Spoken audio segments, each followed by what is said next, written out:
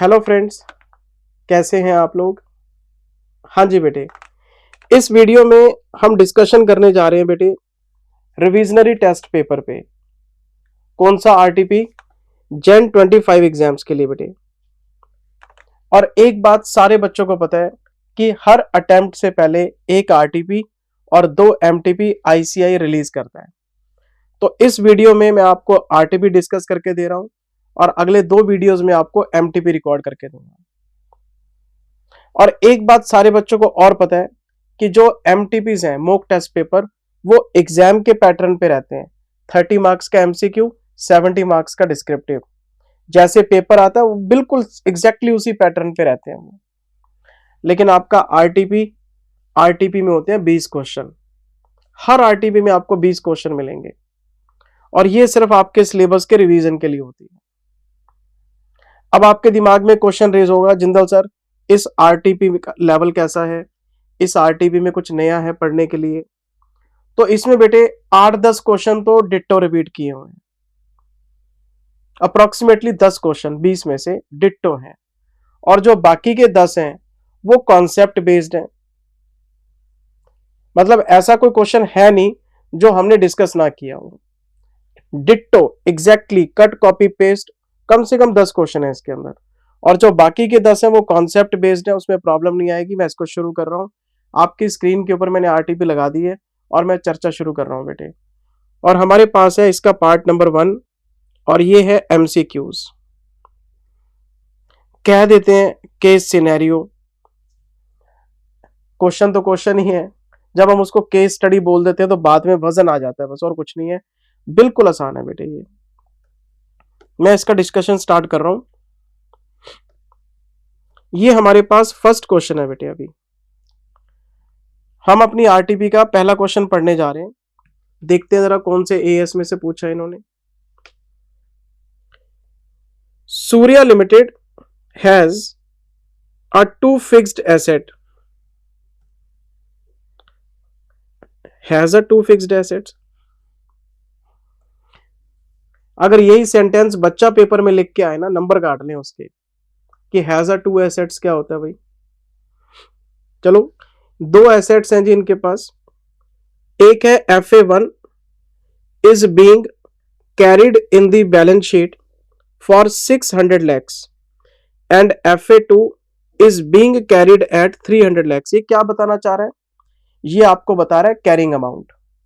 Carrying amount का मतलब book value, book value का मतलब बैलेंस शीट वैल्यू। मैं लिख लेता हूं, एक तरफ है FA1 और एक तरफ है FA2 और ये हमें बताना जा रहा है कैरिंग अमाउंट। इसकी है 600 और इसकी है 300। अब इस इंफॉर्मेशन का क्या यूज है अभी पता नहीं। अभी तो यही नहीं पता कि कौन से एएस में से क्वेश्चन है ये। थोड़ा सा आइडिया लगेगा जब हम आगे बढ़ेंगे। मैं क्वेश्चन को आगे स्टडी करता हूं।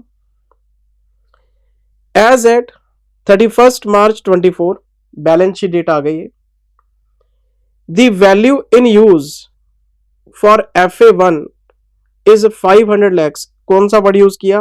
Value in use. अब आप सोचो वैल्यू इन यूज कौन से एएस में आता था।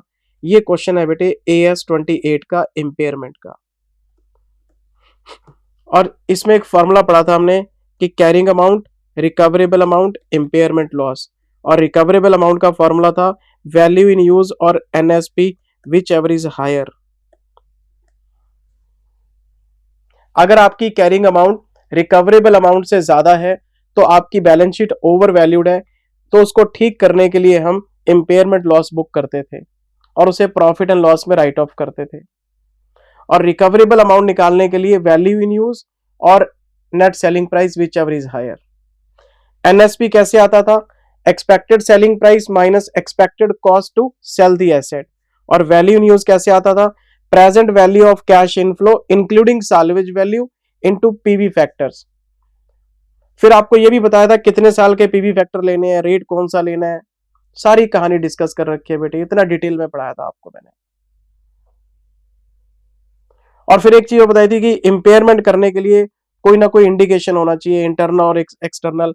आप अपनी मर्जी से इंपेयरमेंट नहीं कर सकते, इंडिकेशन बेस्ड चलते हैं। सारी बातें डिस्कस की हुई हैं। जैसे ही वैल्यू इन यूज इसने बोला, मेरे दिमाग में AS 28 रिवाइज हो गया सारा। अच्छा ये पढ़ा था हमने। अब हमें बता रहा है वैल्यू इन यूज कितना, 500। ओके, मैं जरा क्वेश्चन आगे पढ़ता हूं बेटे। एक बात तो क्लियर है कि AS28 करने जा रहे हैं। And the net selling price 550 lakhs, और हमें इसका NSP बता रहे हैं 550 लैक्स। तो अगर हम इन दोनों को कंपेयर करो तो बता सकते हो रिकवरेबल अमाउंट क्या आएगी।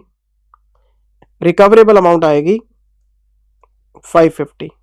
क्यों, ये हायर है, विच एवर इज हायर। तो अगर आप मुझसे पूछें कि FA1 में ये जो फिक्स्ड एसेट 1 है इसमें इंपेयरमेंट लॉस कितना है, तो मैं आपको बोलूंगा 50। ये प्रॉफिट एंड लॉस में चला जाएगा। अच्छा, क्वेश्चन आगे क्या कहता है जी। The company did upward revaluation last year for 20 lakhs for FA1।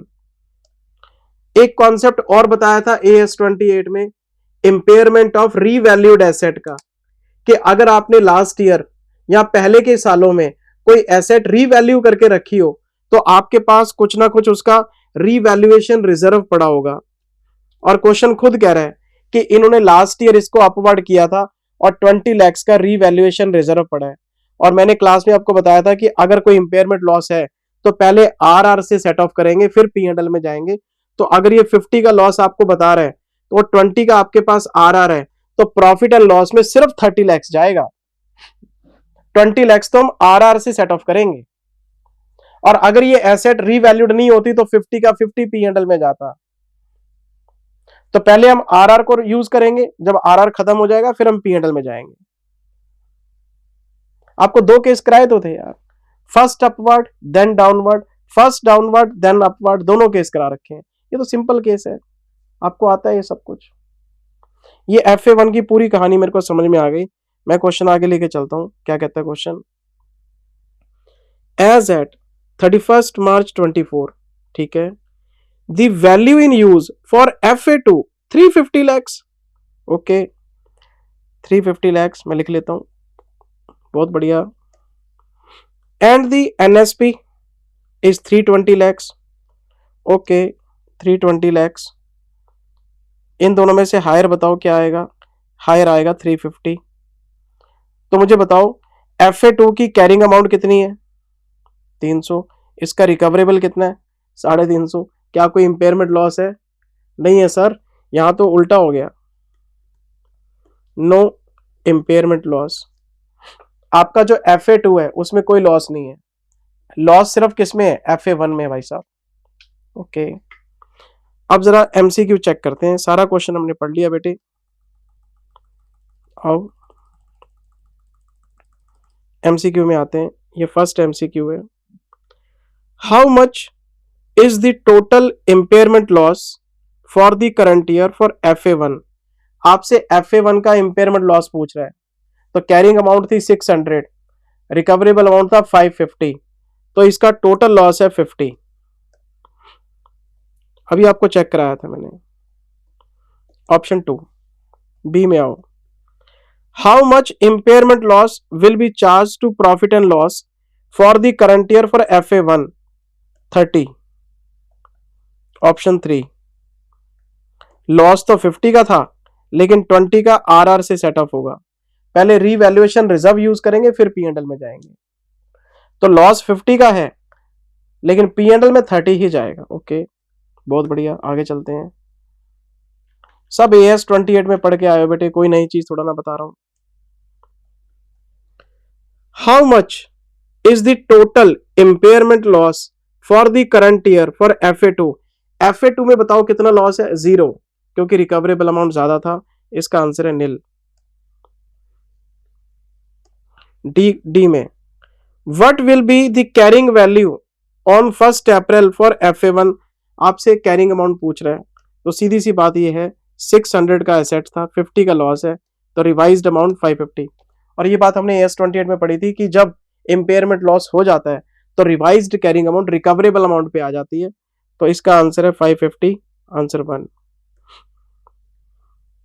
तो अगर हम ऑप्शन चेक करें तो 2, 3, 2, 3, 4 और 1।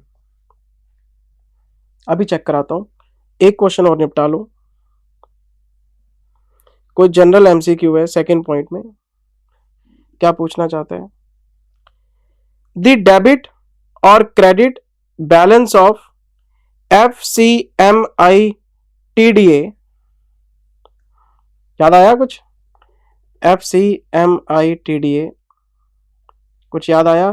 Accounting standard 11 para 46A। और हमारी कितनी डिबेट हुई थी क्लास में कि 46 हट गया लेकिन 46A अभी भी है। बहुत लोग मैसेज करके पूछते हैं कि सर क्या ये पढ़ना है अभी? आप देख लो एमसीक्यू पूछा हुआ है। आपको 3 तरह के लोन बताए थे, short term, long term and loan taken for fixed assets. 3 तरह की बोरिंग्स मैंने आपको कराई थी AS11 में। AS11 में 4 कॉन्सेप्ट थे। एक तो था foreign currency transaction, import export, दूसरा था फॉरेन करेंसी लोन्स, तीसरा फॉरवर्ड कॉन्ट्रैक्ट्स और चौथा foreign operation. Foreign operation branch में भी किया था, फॉरेन ब्रांच में कितना डिटेल में पढ़ा था बेटे हमने। तो आपसे पूछ रहा है कि बताओ FCMI TDA कहां शो करेंगे? तो आपको बताया था पॉजिटिव हो या नेगेटिव हो, रिजर्व एंड सरप्लस में आएगा, या तो reserve and surplus he. Exchange gain है तो क्रेडिट बैलेंस होगा, एक्सचेंज लॉस है तो डेबिट बैलेंस होगा। तो कहते हैं जी क्या हम इसको मिसलेनियस में दिखा सकते हैं? नो, मिसलेनियस की तो हेडिंग ही खत्म होगी शेड्यूल 3 के अंदर। क्या हम इसको अदर नॉन करंट एसेट्स में दिखा सकते हैं? नो। क्या हम इसको करंट में दिखा सकते हैं? नो। कहां दिखाएंगे? हम इसको शो करेंगे सर रिजर्व एंड सरप्लस में एज अ सेपरेट लाइन। या तो रिजर्व्स में ऐड कर देंगे या लेस कर देंगे। पॉजिटिव होगा तो ऐड करेंगे, नेगेटिव होगा तो लेस कर देंगे। Option B. अब ये 5 एमसीक्यू आपने कर लिए हैं, इनका आंसर आप मैच कर लो। 2, 3, 4, 1 बी।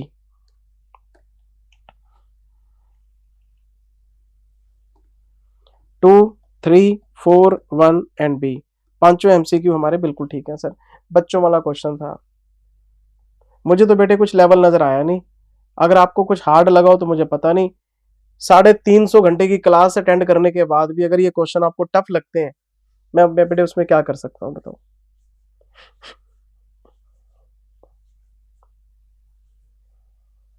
चलो ये हो गया सर, हो गया सर। ऊपर चलते हैं। ये हमारा पहला क्वेश्चन हो गया, दूसरा हो गया, हम आगे थर्ड पे। ये क्वेश्चन हमारी क्लास बुक में है, ये मैंने AS2 में दे रखा आपको। ये AS1 में भी आता है क्योंकि चेंज इन एस्टिमेशन का क्वेश्चन है ये। डिट्टो कट कॉपी पेस्ट मेरे पास लिस्ट बनी हुई है। आप AS2 में जाओ क्लास बुक के अंदर, क्वेश्चन नंबर 53 है क्लास बुक के अंदर, पेज नंबर 369 है। कट कॉपी पेस्ट ये वही क्वेश्चन है जिसमें स्टॉक के ऊपर प्रोविजन बन रहा था टेक्निकल वैल्यूएशन के हिसाब से। अब ये बनाना चाहते हैं 12 महीने के ट्रेंड के हिसाब से। तो मैंने आपको बोला था प्रोविजन पहले भी बनाते थे, प्रोविजन अभी भी बना रहे हैं, लेकिन इंफॉर्मेशन का बेस चेंज हो गया सिर्फ। तो ये चेंज इन एस्टिमेशन है, चेंज इन पॉलिसी नहीं है, क्योंकि प्रोविजन तो शुरू से बनता आ रहा है। सिर्फ प्रोविजन बनाने का इंफॉर्मेशन चेंज किया इन्होंने, उसकी वजह से 1 लाख रुपए का इंपैक्ट आएगा। ये सारा कुछ आपको आता है सर इसमें। कौन सा क्वेश्चन बताया बेटे मैंने आपको अभी? 53।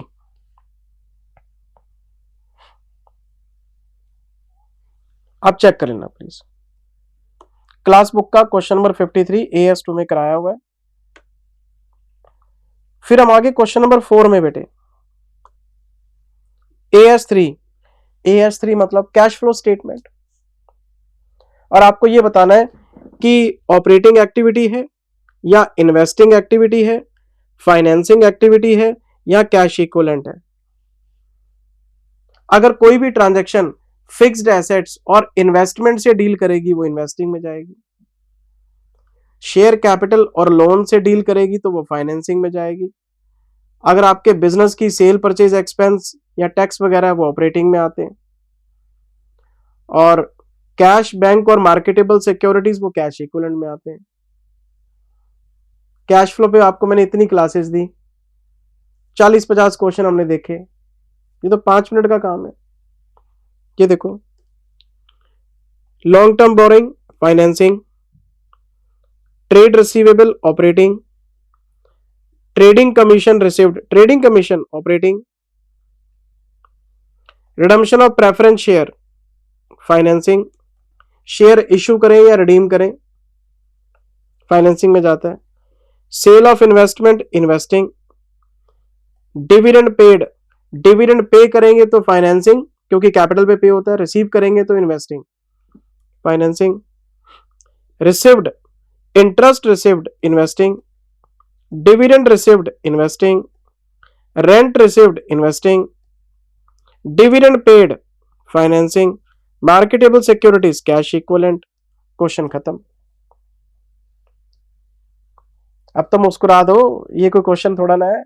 अगर ऐसे क्वेश्चन पेपर में आएंगे तो सारे बच्चे पास हो जाएंगे।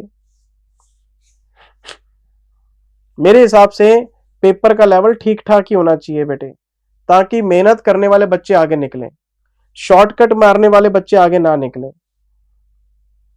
मैं ये बात इसलिए नहीं कह रहा कि मैंने आपको बहुत डिटेल में पढ़ाया कि मेरा बच्चा पास हो जाए, दूसरे टीचर का बच्चा फेल हो जाए, नहीं, आपके फायदे के लिए कह रहा हूं। जिस प्रोफेशन को बेस बना के आपने जिंदगी भर दाल रोटी खानी है, समाज में प्रतिष्ठा बनानी है, तो वो नॉलेज आपको गेन करके जानी चाहिए।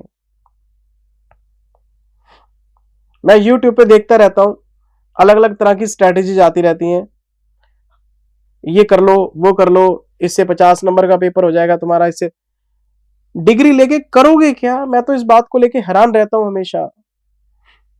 चलो पेपर पास हो गए आपके, आपने सीए बन गए, अब क्या करोगे आप? बेटे सीए बनना, चाहे एक अटेम्प्ट फालतू लगा लो, बिना नॉलेज के पास मत होना। सीए वही कामयाब है जिसके पास नॉलेज है। हमारे पास है क्या? हम तो चलती फिरती कंसल्टिंग मशीन है। कंसल्ट लोगों को कैसे करेंगे? लोग हमसे पूछेंगे, हम जवाब देंगे। कैसे देंगे? जब नॉलेज होगी तो पढ़ो ना, टैक्स पढ़ो, जीएसटी पढ़ो, अकाउंट्स पढ़ो, एएस पढ़ो, रूल पढ़ो सारे। ये क्या होता है? शॉर्टकट एबीसी एनालिसिस और पास हो गए। करोगे क्या? एक एवरेज लाइफ जीनी है क्या? एवरेज लाइफ जीना चाहते हो, शॉर्टकट ले लो, डिग्री ले लो, वही 50-60 हजार, लाख 2 लाख रुपए की नौकरी करनी है आप कर लो। पर सपने, मैं कहता हूं बच्चा सीए जैसी एक रेप्यूटेड डिग्री लेके जा रहा है तो वो अपने आप को क्यों बांध के रखे एक एवरेज लाइफ के अंदर? इतनी नॉलेज आपके पास प्रोफेशन में। तो मैं इसलिए कहता हूं कि पेपर थोड़ा सा लेवल पे आएगा, बच्चे अपने आप पढ़ेंगे, जब पढ़ के निकलेंगे नॉलेजेबल इंसान बनेंगे, समाज में प्रतिष्ठा, परिवार में प्रतिष्ठा, मेरी मान सम्मान। सिर्फ नॉलेज की कदर है बेटे दुनिया में, और किसी चीज की कदर नहीं है।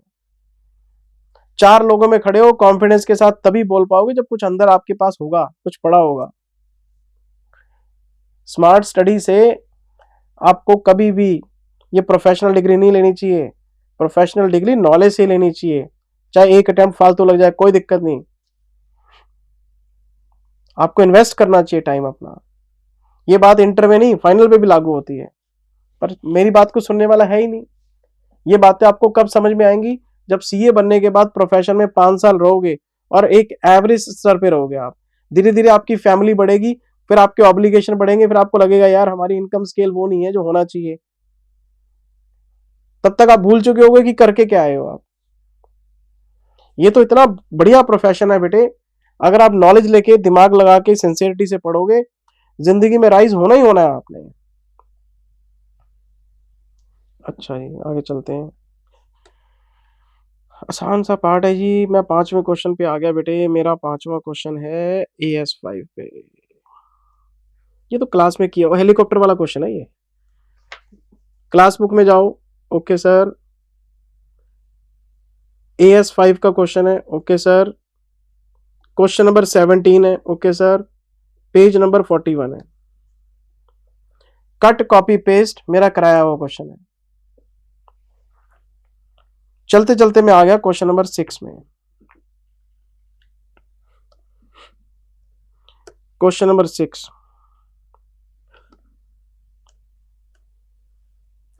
AS7 6th question, construction contracts, percentage of completion method. Percentage of completion method. 5 minute लगेंगे इस क्वेश्चन में मेरे को, उससे ज्यादा नहीं। Rose Constructions undertake to construct a bridge. Rose Construction undertake to construct a bridge for government okay of Uttar Pradesh. AS7 तो cover ही आपका सिविल कंस्ट्रक्शन को करता है. ब्रिज बनाओ, डैम बनाओ, रोड बनाओ, बिल्डिंग बनाओ. तो इन्होंने सरकार के लिए कोई ब्रिज बनाना है sir. The construction commenced during the financial year ending March 24. Okay 23-24 में कॉन्ट्रैक्ट शुरू हो गया and is likely to be completed by the next financial year. अगले साल काम पूरा होगा. तो कुछ काम इस साल पूरा होगा, कुछ अगले साल होगा. जितना काम इस बार पूरा करेंगे उतना रेवेन्यू बुक कर लेंगे परसेंटेज ऑफ कंप्लीशन के हिसाब से. फॉर्मूला आपको आता ही है. फॉर्मूला क्या कहता है? Actual cost, total estimated cost, ये परसेंटेज आ जाती है. फिर हम इस परसेंटेज को कॉन्ट्रैक्ट प्राइस पे लगा देते हैं, कॉन्ट्रैक्ट रेवेन्यू आ जाता है. बच्चों वाला काम है ये. तो फॉर्मूला हम पहली क्लास में सीख लेते हैं. अच्छा जी आगे चलते हैं. क्या कहता है question? The contract is for a fixed price 12 crore. ओहो, कॉन्ट्रैक्ट प्राइस 12 करोड़ का है. Okay with an escalation clause. और मैंने आपको क्लास में एस्केलेशन के बारे में बताया था. एस्केलेशन का मतलब होता है कॉन्ट्रैक्टर कहता है कस्टमर को कि मैं आपको जो प्राइस बता रहा हूं वो आज के प्राइस पे है. मटेरियल का और लेबर का दाम बढ़ सकता है. अगर मटेरियल और लेबर का दाम बढ़ा तो मेरे पैसे फालतू खर्च हो जाएंगे, तो मुझे कुछ रिम्बर्समेंट चाहिए. तो वो क्या करता है? अपना कॉन्ट्रैक्ट प्राइस बढ़ा लेता है. वो पैसे खर्च करेगा, वो तो उसकी कॉस्ट में आ जाएंगे, लेकिन उसको रिकवरी कैसे मिलेगी? वो अपने कॉन्ट्रैक्ट प्राइस को बढ़ा लेता है. वो कहता है 12 करोड़ रुपए आज के प्राइस पे हैं, विद एस्केलेशन क्लॉज मैं कुछ रिम्बर्समेंट ले सकता हूं आपसे अगर प्राइसेस बढ़ेंगे तो कोई बात नहीं, देखते हैं आगे. अब हमारे पास काफी सारी इंफॉर्मेशन है. Cost incurred up to March 4 crore. Actual cost 4 crore है. ओके ये एक्चुअल कॉस्ट है आपकी. इसको बोलते हैं actual cost incurred till date. Cost estimated to complete the contract 6 crore अभी और लगेंगे. तो टोटल कितने हो गए? 10 करोड़. एक और बात चेक करनी होती है हमने. कॉन्ट्रैक्ट प्राइस है 12, कॉन्ट्रैक्ट कॉस्ट है 10. क्या कोई एक्सपेक्टेड लॉस नजर आ रहा है? नहीं आ रहा. अगर आता तो पैराग्राफ 35 लगा के प्रोविजन बनाना पड़ता आपको. तो वो तो है ही नहीं, सिंपल सा क्वेश्चन है. तो 4 करोड़ डिवाइडेड बाय 10 करोड़, 40% काम पूरा हो गया ये आपका. टोटल 10 करोड़ लगने हैं, 4 करोड़ आपने लगा दिए, 40% काम पूरा है.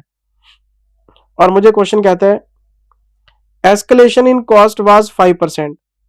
ये जो कॉस्ट आपने लिख रखी है ना, इसमें 5% का एस्केलेशन है.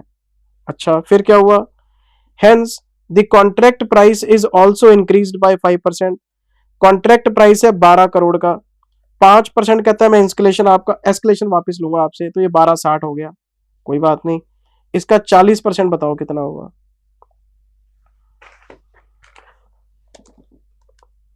12.6 का 40% बताओ कितना होगा?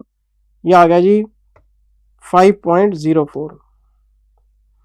तो अगर आप कॉन्ट्रैक्ट रेवेन्यू की बात करो तो 5.04 है.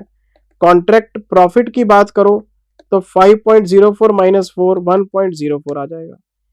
ये रेवेन्यू है, ये एक्सपेंस है, ये प्रॉफिट आ गया. ये कोई क्वेश्चन है बेटे? कहता जी बताना जरा कितने परसेंट काम पूरा हो गया? 40%. अच्छा बताना जी जरा कॉन्ट्रैक्ट रेवेन्यू कितना है? ये रहा रेवेन्यू. बताना जी जरा प्रॉफिट कितना है? ये रहा प्रॉफिट. ये कोई क्वेश्चन है बेटे? बच्चों वाला क्वेश्चन है ये. देखो इसका आंसर चेक कराता हूं.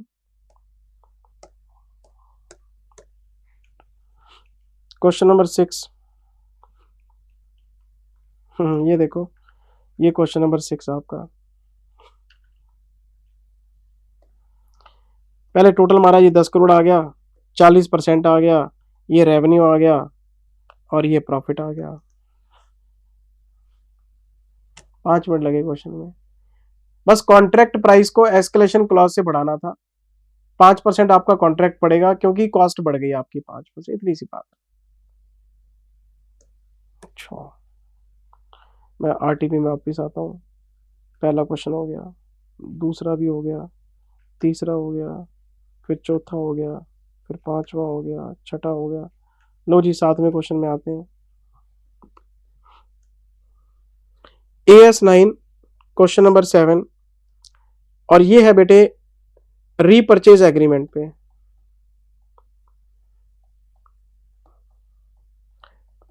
मैं आपको कॉन्सेप्ट रिवाइज कराता हूं, हमने क्लास में डिस्कस किया हुआ है और मैंने स्टडी मैट से आपको एंट्रीज भी चेक कराई थी। रीपरचेज कॉन्ट्रैक्ट, कुछ याद आया? एक पर्सन है मिस्टर ए, इन्होंने अपने गुड्स बेचे हैं 10 लाख रुपए में, और एक और कॉन्ट्रैक्ट कर लिया कि ये बायबैक करेगा सेम गुड्स को 12 लाख रुपए में। 10 लाख रुपए में बेचा, 12 में बायबैक कर लेगा, तो ये तो रीपरचेज कॉन्ट्रैक्ट है। पहले मैं गुड्स को बेच रहा हूं, फिर मैं अपने बेचे हुए गुड्स को वापस ले लूंगा।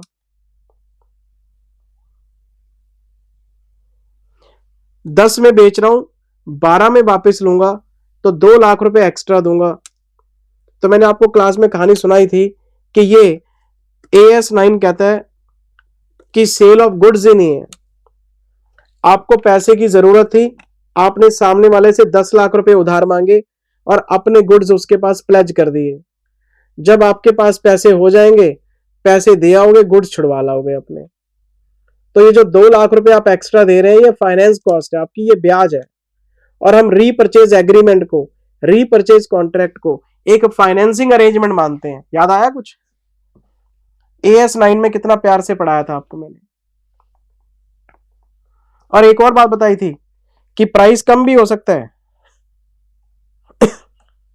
अगर ये प्राइस 9 लाख रुपए हो जाए, बेचा था 10 में, वापिस लूंगा 9 में, तो 1 लाख रुपए सामने वाले के पास बेनिफिट जा रहा है, तो हम इसको लीज कॉन्ट्रैक्ट मान लेंगे और मान लेंगे किराया आ गया 1 लाख रुपए का।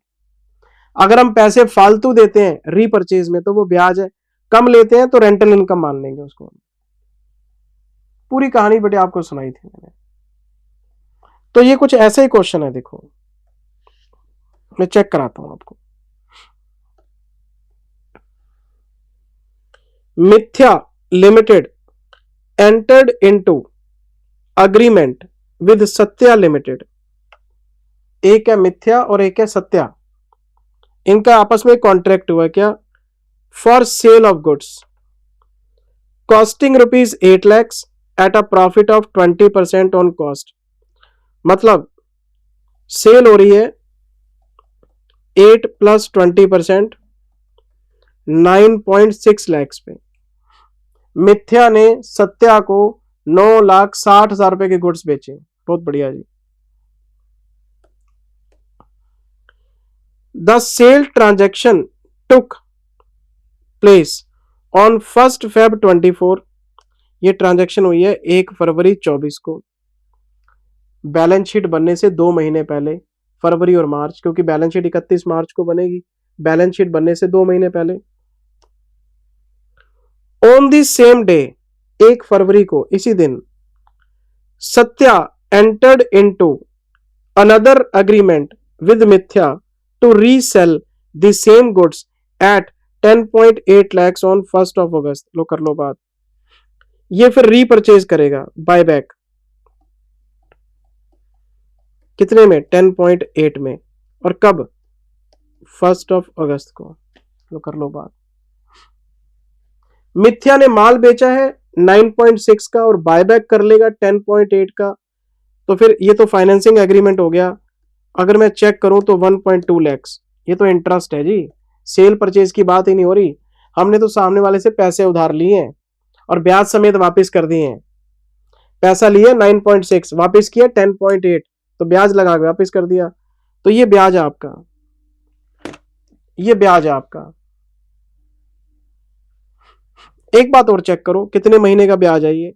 फरवरी, मार्च, अप्रैल, मई, जून, जुलाई, 6 महीने का ब्याज है, क्योंकि एक 8 है ना, तो अगर हम 6 मंथ्स की बात करें तो 20,000 रुपये महीना बनता है सर। ये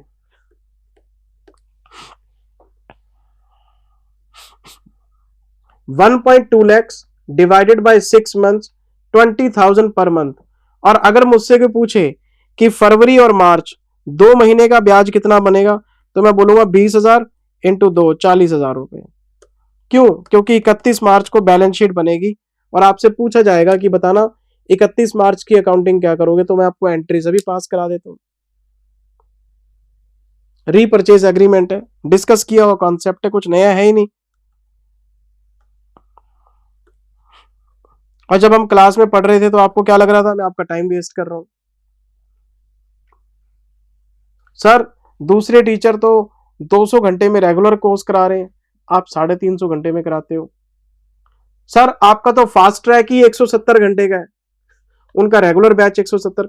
मैं क्या करूं बेटे, क्या करूं? जान दे दूं अपनी? मुझे बताओ आप। ना पढ़ाऊं आपको? बच्चे को सारा स्टडी मैट भी पढ़ना है, उसे पास्ट एग्जामिनेशन के, आरटीपी के, एमटीपी के सारे क्वेश्चन भी देखने हैं, उसको कॉन्सेप्ट भी डिटेल में चाहिए, और सर टाइम भी ना लगे। सर ऐसे कैसे हो जाएगा? क्या आप समंदर के ऊपर ये मुट्ठी भर रेत से आप पुल बना दोगे? क्या क्या सड़क बन जाएगी? टाइम तो लगता ही है बेटे। अब फ्लो चार्ट से मैं पढ़ा नहीं सकता आपको, फ्लो चार्ट की मेरी टेक्निक नहीं है।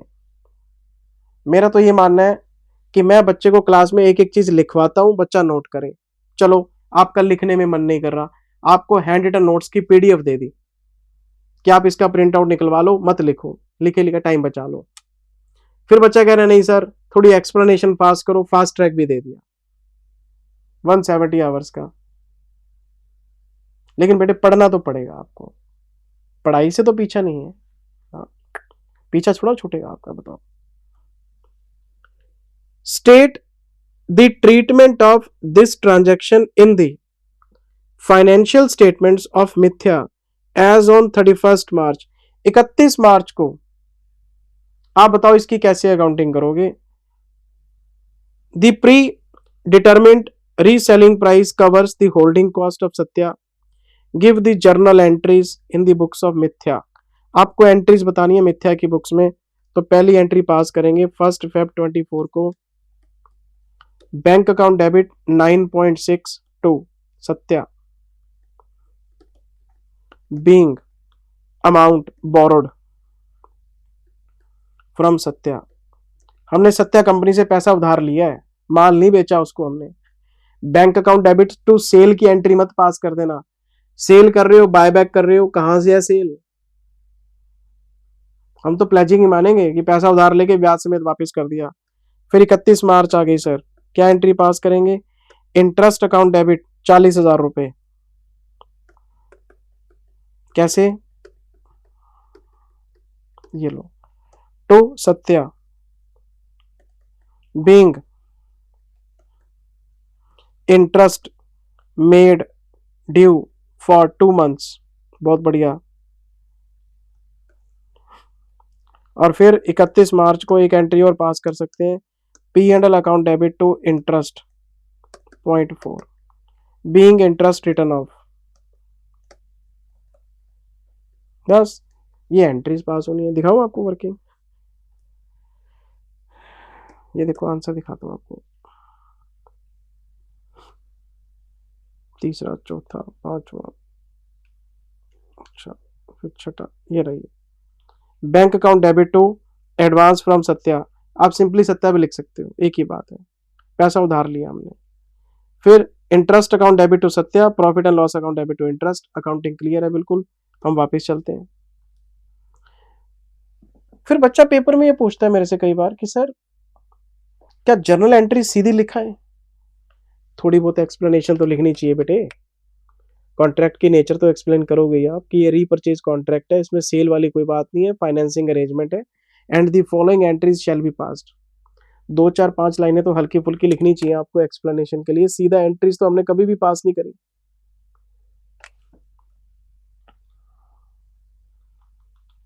अच्छा जी, फिर क्वेश्चन नंबर 7 हो गया, क्वेश्चन नंबर 8, क्लास बुक में जाओ, अकाउंटिंग स्टैंडर्ड 10 में जाओ और क्वेश्चन नंबर 35 चेक करो। ये स्टडी मैट का क्वेश्चन है आपका, डिट्टो, बस फिगर्स चेंज हो गई हैं, क्वेश्चन वही है। Question number 35। और अगर कोई पुराना बच्चा इस आरटीपी की वीडियो को देख रहा है तो वो टेलीग्राम पे जाए, मैंने एक पार्ट 8 शेयर किया था AS10 का, पार्ट 8 पुराने बच्चों के लिए। नए बच्चों की तो किताब में भी है, वीडियोस में भी है, पुराने बच्चों को अलग से टेलीग्राम पे शेयर किया था। तो टेलीग्राम पे जाके सर्च करो पार्ट 8 AS10, ये उसमें करवाया हुआ है। स्टडी मैट के कुछ क्वेश्चन रह गए थे, बाद में मैंने ऐड किए थे।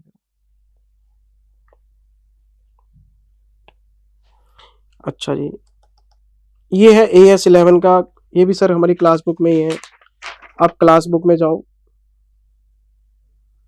क्वेश्चन नंबर 1 है, पेज नंबर 125 है। AS11 किस चीज के ऊपर है? फॉरेन करेंसी के ऊपर, मॉनिटरी नॉन मॉनिटरी आइटम, कराया हुआ क्वेश्चन है बेटे, आप देख लेना, इसमें मेरे बताने लायक कुछ नहीं है।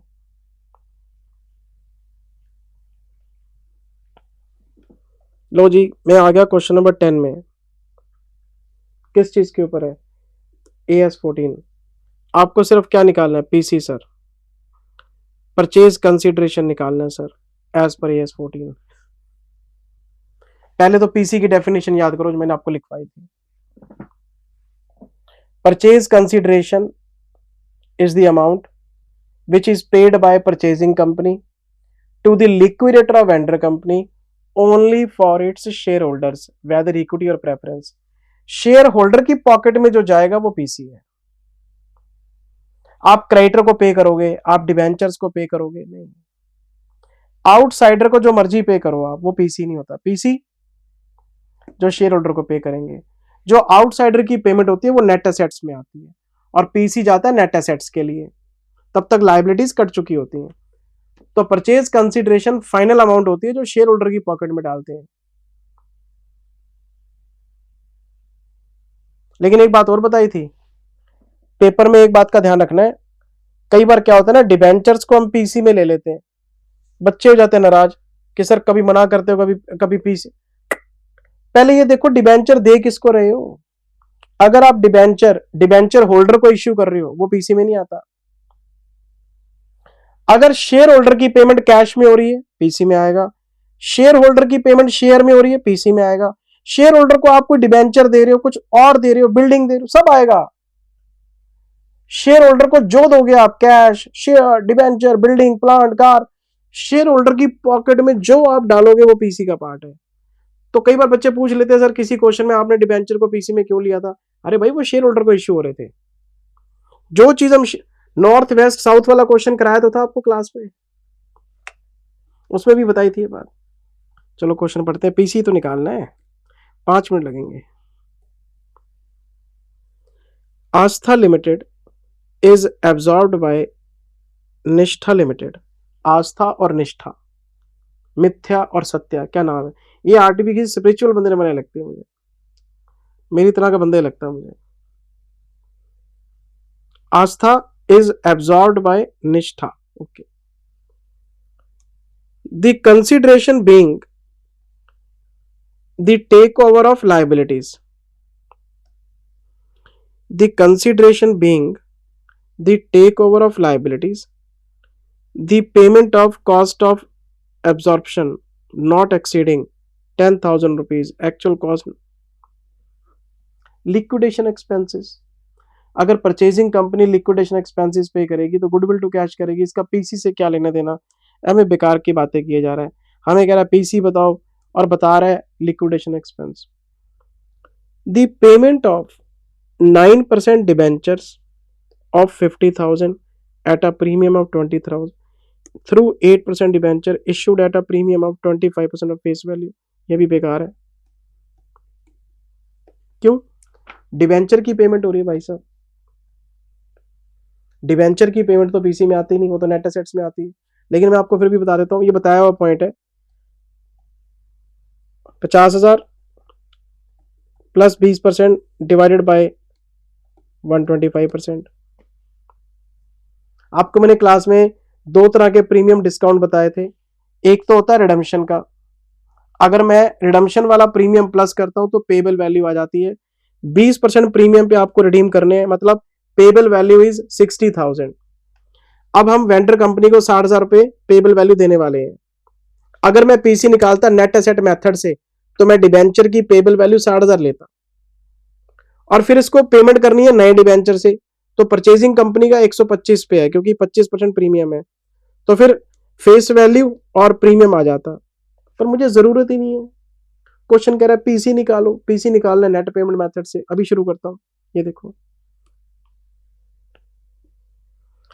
The payment of 15 per share in cash, number of share बताओ कितने हैं, the number of share of vendor company are 1,50,000। लो पीसी आ गया, कैश 1,50,000 शेयर है, 15 रुपए का कैश है, बताना बेटे कैश कितना जाएगा।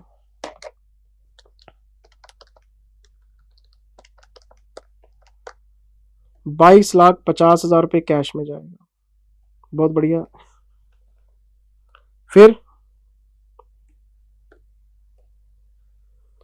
अलॉटमेंट ऑफ 3 प्रेफरेंस शेयर देने हैं 10 रुपए का एक, अच्छा 4 इक्विटी शेयर देने 12 रुपए का एक, 3 preference share 4 equity share, preference share 10 का, इक्विटी शेयर 12 का, फॉर एवरी 5। ओके, पहले प्रेफरेंस शेयर पे आओ, 1.5 लाख शेयर है, 5 के लिए 3, 10 रुपए का एक। फिर आते हैं इक्विटी पे,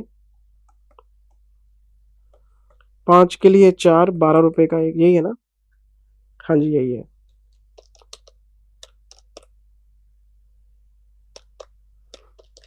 ₹9 लाख के ये हो गए।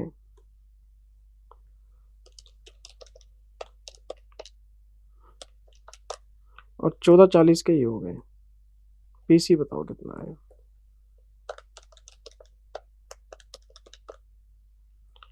4590 का पीसी आ गया। लिक्विडेशन एक्सपेंसेस नहीं लेने पीसी में, डिबेंचर होल्डर की पेमेंट नहीं लेनी, शेयर होल्डर की पेमेंट लेनी, 3 पेमेंट है। क्वेश्चन खत्म हो गया। 4590 चेक करना बेटे, इतना ही है क्या?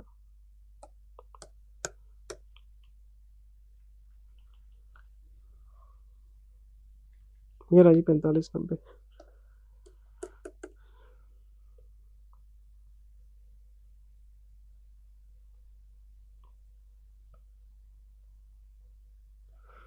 The payment made by purchasing company to discharge the debenture outside liabilities liquidation expenses shall not be considered as a part of PC। लिखा भी हुआ है, यही डेफिनेशन।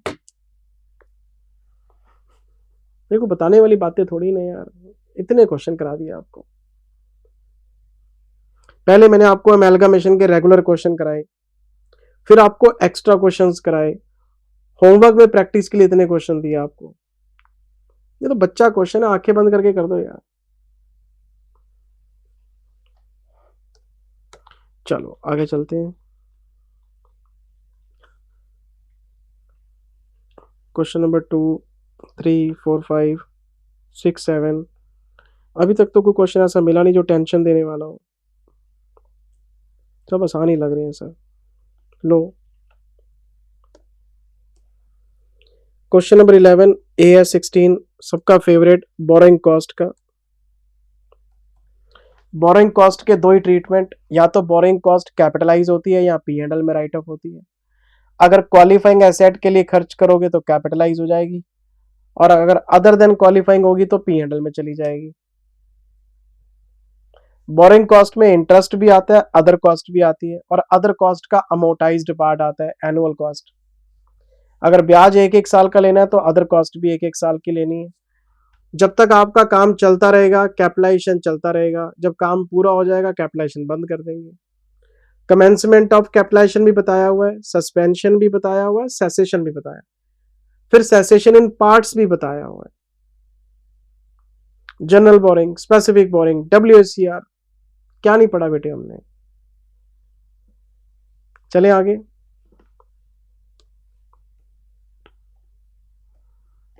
फिर आपको कुछ स्पेशल पॉइंट भी तो याद मैंने बताए थे आपको, टेम्परेरी इनकम, अच्छा स्क्रैप को यूज करना, याद आया कुछ? पुराने एसेट्स को यूज कर लेते हैं, जिसको बोलते हैं transfer of asset, temporary income, prepayment premium, बहुत सारी चीजें पढ़ी थी हमने। How will interest be capitalised when qualifying assets are funded by borrowings in the nature of bonds that are issued at discount. ये जो डिस्काउंट ऑन इश्यू है ये अदर कॉस्ट है, और हम इसको अमोर्टाइज करके निकाल लेंगे। अगर तो डिबेंचर का रिडीमेबल पीरियड लमसम है तो डिवाइड कर देंगे, इंस्टॉलमेंट में है तो प्रिंसिपल की रेशियो में बनाएंगे। दो तरह की आपको रिडम्पशन बताई थी मैंने, सब कुछ डिस्कस किया हुआ है हमने। आगे चलते हैं जरा एक बार, क्या है। X limited issued in year 1, पहले साल में खड़े हैं, अ 3 year 10% per annum interest paid annually. ब्याज सिंपल रेट से जाएगा क्योंकि हर साल पे ऑफ हो जाता है, तो ब्याज के ऊपर ब्याज लगेगा ही नहीं जब ब्याज पे हो गया आपका, ठीक है। 10% है। कितने के बॉन्ड है? फेस वैल्यू है 1 लाख रुपए और इसका प्राइस है 90,000 रुपए to finance the qualifying asset. अगर हम उससे पूछें इंटरेस्ट, अगर हम उससे पूछें अदर कॉस्ट, अगर हम उससे पूछें borrowing cost, year 1, year 2, year 3, मैं बोलूंगा 10,000 रुपए, 3,333, 13,333। आप बोलेंगे सर ये कैलकुलेशन कैसे कर रहे हो? आप बताता हूं। 1 लाख रुपए की फेस वैल्यू है, ये रही 1 लाख रुपए की फेस वैल्यू। रेट कितना है? 10%। हर साल 10,000 रुपए का ब्याज जाएगा।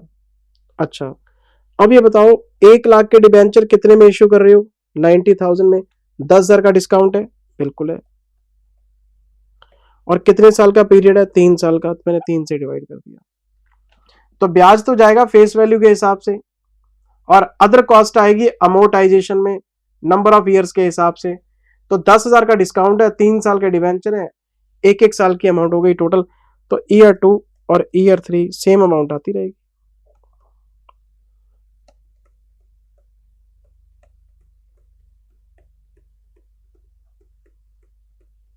लो जी आगे चलते हैं।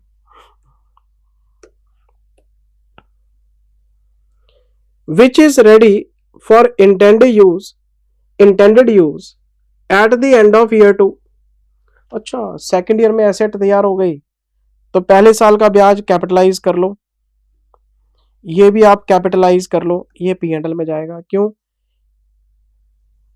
अगर आपकी एसेट सेकेंड ईयर के एंड में तैयार हो गई है तो सेकेंड ईयर के एंड तक का ब्याज तो कैपिटलाइज हो जाएगा, लेकिन थर्ड ईयर का इंटरेस्ट P&L में जाएगा, क्योंकि सेसेशन ऑफ एक्टिविटीज के बाद का ब्याज कैपिटलाइज नहीं हो सकता, आपको पता है।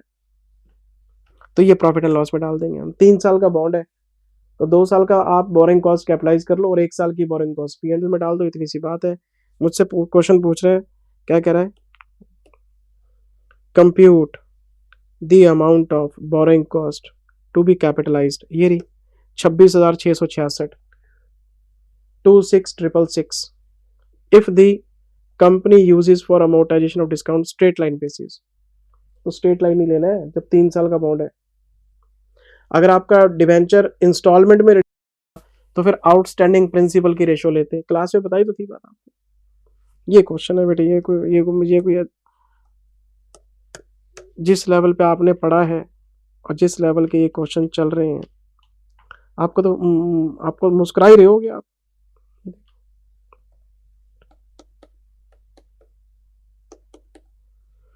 In the above case, the amount of borrowing cost capitalized would be first year and second year.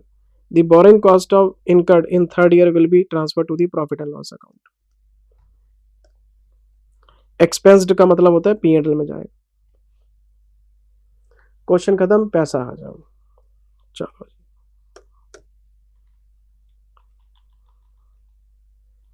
मैं आपको लेके आ रहा हूँ बेटे। इसके बाद मेरे पास है 10th हो गया था, 11th हो गया,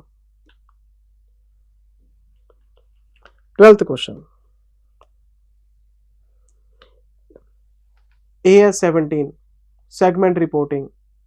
सेगमेंट रिपोर्टिंग में क्या क्या पढ़ा था? Business segment, geographical segment, identification of segment, reportable segment, primary and secondary segment, कितना कुछ पढ़ा था हमने। फिर रिपोर्ट बनाना भी सीखा था हमने।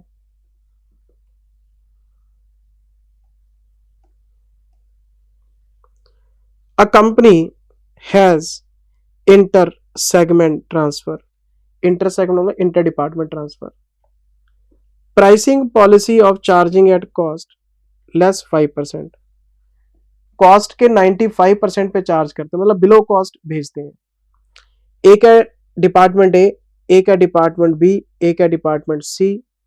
ए डिपार्टमेंट अपना माल बी को कॉस्ट से बिलो भेजता है, ये इनकी प्राइसिंग पॉलिसी है। और जो मार्केट प्राइस है वो 120 का है। अगर मैं मार्केट में बेचने जाता हूं तो 120 का बिकता है, लेकिन वही माल मैं किसी डिपार्टमेंट को भेजता हूं आगे तो उसको 95 में भेज देता हूं। और ये मुझसे पूछ रहे हैं, you are required to examine whether the policy adopted by company is correct और नॉट, क्या कंपनी ठीक कर रही है। तो इसमें मेरा जवाब ये है कि कंपनी की मर्जी। मार्केट में चीज बिकती है 120 की, आप डिपार्टमेंट को दे रहे हो 95 में, कंपनी की मर्जी। पर एक बात आप समझो, आप गुड्स को 0 पे ट्रांसफर कर सकते हो, आप 120 से ज्यादा पे भी ट्रांसफर कर सकते हो, आप बिलो 100 भी ट्रांसफर कर सकते हो, आप कॉस्ट पे ट्रांसफर कर सकते हो, आप बिलो कॉस्ट ट्रांसफर कर सकते हो, आप अबव कॉस्ट ट्रांसफर कर सकते हो। ये कंपनी का डिसीजन है। बस एक बात कंफर्म होनी चाहिए कि एक बार आपने पॉलिसी सेट कर दी तो वो कंसिस्टेंट बेसिस पे चलनी चाहिए। अगर ये 95% पे माल दे रहे हैं, हमें कोई प्रॉब्लम नहीं है, इनका इंटरनल मामला है।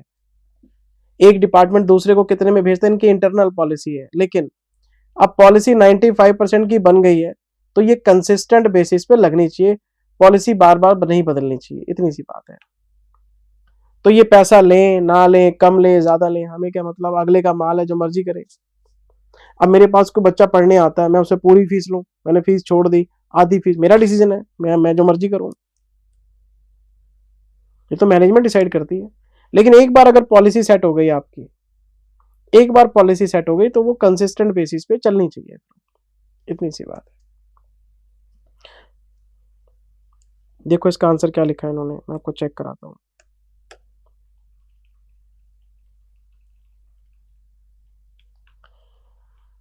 ये छोटा सा आंसर है जी इसका। Therefore, in the given case, inter-segment transfer pricing policy adopted by a company is correct if followed consistently. अगर ये कंसिस्टेंट बेसिस पे चलते हैं तो कोई दिक्कत नहीं है।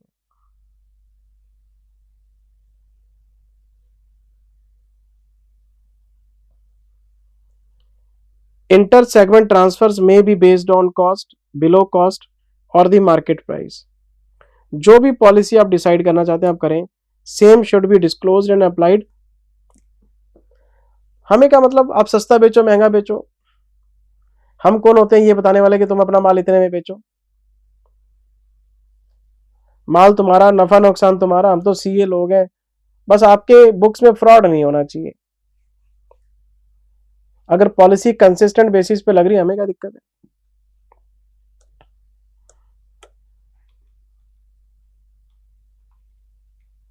जब किसी डिपार्टमेंट का प्रॉफिट बढ़ा के दिखाना होता है ना बेटे, तब उसको सस्ता माल देते हैं। अब मान लो ए ने बी को 100 का माल 95 में दिया, तो उसको कॉस्ट लो पड़ेगी तो उसका प्रॉफिट बढ़ जाएगा। तो जब हम किसी सेगमेंट को या किसी डिपार्टमेंट के एम्प्लॉयज को मोटिवेट करना चाहते हैं तो उनका प्रॉफिट बढ़ा देते हैं। या आपको पता है परफॉर्मेंस बेस्ड कमीशन होते हैं, तो ये मैनिपुलेशन है। हम क्या करें इसमें, मैनेजमेंट सोचे। हम तो सिर्फ ये बोलेंगे पॉलिसी आपकी कंसिस्टेंट बेसिस पे चलनी चाहिए, हमने क्या लेना है, आप जो मर्जी करो। क्वेश्चन नंबर 13 बेटे, ये तो पुराना है, रिलेटेड पार्टी ट्रांजेक्शन्स का। आप क्लास बुक में जाओ, AS 18 का क्वेश्चन है। हमारी बुक का पहला क्वेश्चन ये है, क्वेश्चन नंबर 1, और पेज नंबर 85 है। पहला क्वेश्चन ये है बेटे। ये भी कराया हुआ sir, lease AS19 lease. Class book में जाओ, AS19 में जाओ। ये क्वेश्चन 2 बार है, एक तो क्वेश्चन नंबर 16 है और एक क्वेश्चन नंबर 26 है क्लास बुक के अंदर। एक क्वेश्चन 2 बार दिया हुआ है क्लास बुक के अंदर, आप चेक कर सकते हैं, मेरे करवाने वाला कुछ है ही नहीं।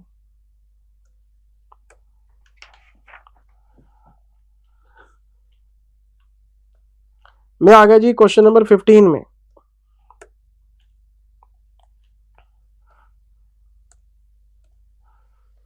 AS20 सबका favourite, EPS earning per share.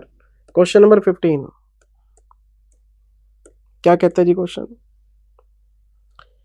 XYZ has a wholly owned subsidiary BC limited. लो कर लो बात, सब्सिडरी की बात कर रहे हैं। तो जब सब्सिडरी की बात करेगा तो होल्डिंग प्लस सब्सिडरी बनाते हैं कंसोलिडेटेड फाइनेंशियल स्टेटमेंट, CFS। तो क्या हमसे ये CFS में EPS पूछने जा रहे हैं? तो कोई बात नहीं, अगर होल्डिंग की EPS निकालनी है तो होल्डिंग के प्रॉफिट ले लेंगे, और अगर CFS में EPS निकालनी है तो दोनों के प्रॉफिट टोटल कर लेंगे, हमें क्या दिक्कत है? The group prepares consolidated financial statements for the year ended March 24। CFS बना रहे हैं जी, मैं समझ गया, आगे चलते हैं। XYZ in its separate financial statement, ये कौन है? होल्डिंग। होल्डिंग कंपनी के SFS की बात कर रहे हैं आपके साथ। SFS का मतलब ओन फाइनेंशियल स्टेटमेंट्स, सिर्फ अपनी सेपरेट फाइनेंशियल, अपने सब्सिडरी के अलावा अपने इंडिविजुअल। अच्छा, XYZ limited in SFS has incurred a loss of 2 crore during the year। तो कर लो बात, अगर मैं SFS की बात करता हूं तो लॉस है कितना? 2 करोड़ का। बहुत बढ़िया जी सर, लॉस हो रहा है, आप बढ़िया कह रहे हो, मेरे को क्या लेना यार। क्रिकेट मैच में अंपायर नहीं होता, 2 टीमें खेल रही हैं, कोई भी हारे कोई भी जीते, अंपायर खड़ा रहता है वहीं। तो चार्टेड अकाउंटेंट भी अंपायर ही है, कंपनी प्रॉफिट में जाए लॉस में जाए, भाई मेरी फीस देते। हमें क्लाइंट के साथ इमोशनली सेंटीमेंट का मतलब ही नहीं बनता कोई, हम तो न्यूट्रल बंदे हैं।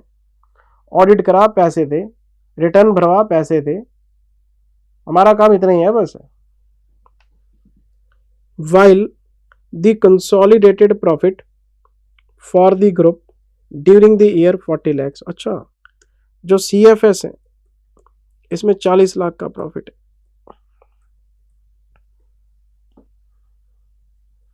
अगर आप सिर्फ होल्डिंग के बुक्स देखते हो तो लॉस नजर आएगा, CFS देखते हो तो प्रॉफिट। इसका मतलब सब्सिडरी अच्छे प्रॉफिट कमा रही है, सब्सिडरी से आपको प्रॉफिट आ रहा है तभी प्रॉफिट में आ गया। आगे क्वेश्चन क्या कहता है?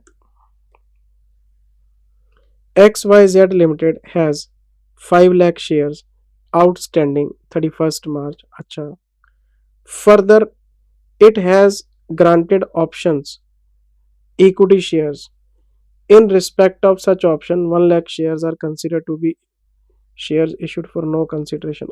लो कर लो बात, 1 लाख शेयर फ्री शेयर्स हैं। ऑप्शंस में हमें एक फॉर्मूला लगा के फ्री शेयर निकालने पड़ते हैं, पर ये तो फ्री शेयर निकाल के दे रहा है, कहता है 1 लाख शेयर है फ्री वाले तुम्हारे, जिसमें कोई पैसे वैसे।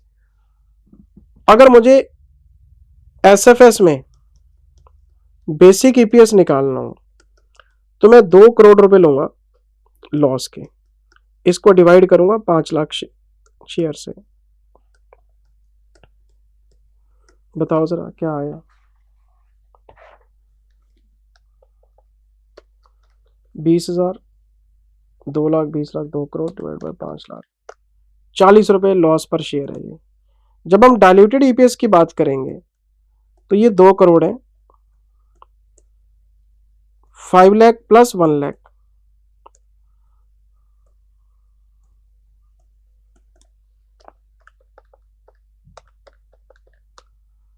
तो 33.33 ये आएगा एंटी डाइल्यूटिव। एक सिमिलर क्वेश्चन आपको क्लास में कराया भी था, और एक स्पेशल केस कराया था कि लॉस मेकिंग कंपनी के लिए डायल्यूटेड ईपीएस नहीं होती। लॉस मेकिंग कंपनी का अगर लॉस कम हो जाएगा तो वो एंटी डायल्यूटिव हो जाएगा, लॉस बढ़ेगा तो डायल्यूटिव है, तो लॉस कम हो गया आपका, तो ये एंटी डायल्यूटिव है। इसकी जगह पे क्या मार्क करेंगे? नील। इसका तो हो गया एसएफएस। अब आते हैं सीएफएस में। अगर आपको सीएफएस में आंसर बनाना है तो पहले 40 लाख का प्रॉफिट लेंगे, 5 लाख तो 8 रुपए, फिर 40 लाख का प्रॉफिट है 6 लाख, 6.67, ये आंसर आएंगे। सीएफएस में ये ईपीएस है, सीएफएस में कंसोलिडेटेड प्रॉफिट लेके ईपीएस निकालो, शेयर वही रहते हैं क्योंकि कैपिटल होल्डिंग की आती है, सब्सिडरी की कैपिटल तो कैंसिल हो जाती है। ये वर्किंग है। तो आपको दो प्रॉफिट दिए, एक एसएफएस का, एक सीएफएस का, कहता है बेसिक को डायल्यूटेड निकालो, निकाल दिया। ये देखो इन्होंने आंसर क्या बनाया, आपको चेक कराता हूं।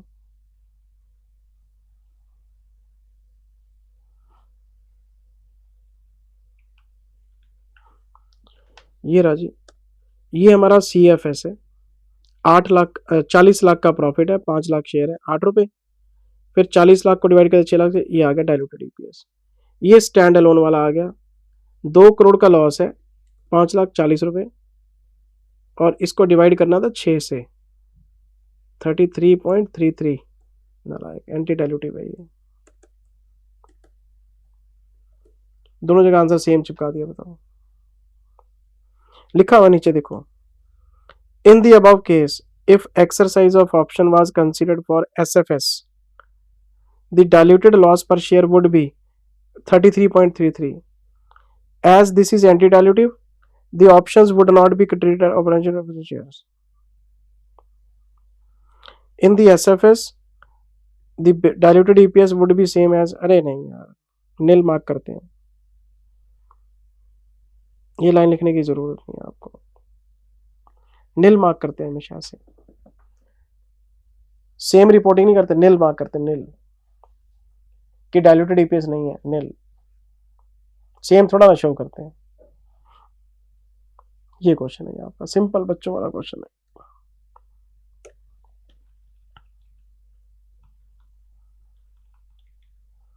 कहां तक आ गए थे हम? 15 तक आ गए थे ना, ठीक है जी। क्वेश्चन नंबर 16, लो जी कर लो बात। AS22 डेफर टैक्स का, ये हमारी क्लास बुक में है ये क्वेश्चन, 40, 35, 38। कौन सा क्वेश्चन है ये देखो ना, ये क्वेश्चन नंबर 1 और क्वेश्चन नंबर 2।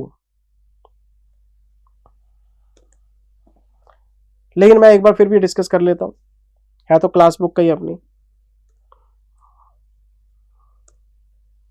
देखते हैं जरा क्या कहता है क्वेश्चन, कॉन्सेप्ट ही रिवाइज हो जाएगा और क्या होगा।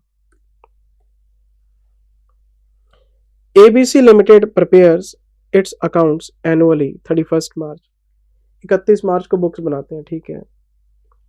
1 अप्रैल 22, 1 अप्रैल 22, तो पहला साल बन गया 22, 23, 23, 24। It purchases a machine at a cost of 150, 1.5 lakh की मशीन खरीद के लाया ये, ठीक है। The machine has a useful life of 3 years and expected scrap value 50 हजार के 3 डेप्रिसिएशन लगेंगे, X2, X3, X3, X4, X4, X5, हर साल 50 हजार के 3 डेप्रिसिएशन। तो आपकी बुक्स के अंदर हर साल 50 हजार का डेप्रिसिएशन लेस करेंगे, किताबों में, अकाउंटिंग बुक्स के अंदर। Although it is eligible for 100% first year depreciation allowance for the tax purpose, the straight line method is considered appropriate for the accounting purpose. Income tax में सारा डेप्रिसिएशन पहले साल में क्लेम कर लो, तो इनकम टैक्स में पहले साल ही 1.5 लाख की डिडक्शन मिलेगी आपको। अकाउंट्स कह रहा है 50, 50, 50 करके चलो, इनकम टैक्स कहते हैं 1.5 लाख पहले साल में। तो पहले साल में सोचो जब फालतू डेप्रिसिएशन डालेंगे तो टैक्सेबल इनकम कम हो जाएगी। आज मेरी टैक्सेबल इनकम कम है, फ्यूचर में बढ़ेगी, हम डिटेल बना के रखेंगे। अकाउंट्स में डेप्रिसिएशन है 50 हजार, इधर है 1.5 लाख, 1 लाख का डिफरेंस आ गया। 1 लाख के ऊपर हम टैक्स से डीटीएल क्रिएट कर लेंगे अपना और आगे रिवर्स कर देंगे। अच्छा, आगे क्वेश्चन क्या कहते हैं, ABC Limited has profits before depreciation and taxes 2 lakh rupees and corporate tax 40% each year.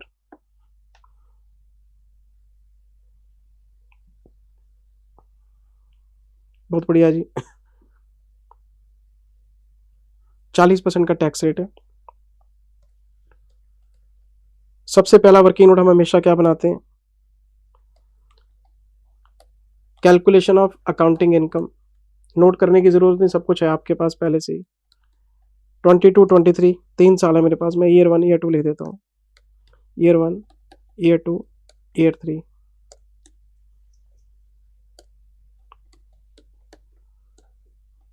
Profit before depreciation before tax 2 lakh 2 lakh 2, minus करेंगे डेप्रिसिएशन, 1.5 लाख रुपए को डिवाइड करेंगे 3 से, 50,000 50,000 50,000।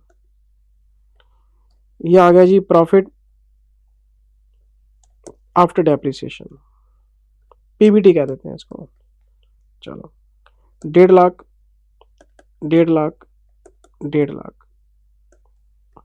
एक और working note, calculation of taxable income. Taxable income कैसे आएगी, year 1 year 2 year 3।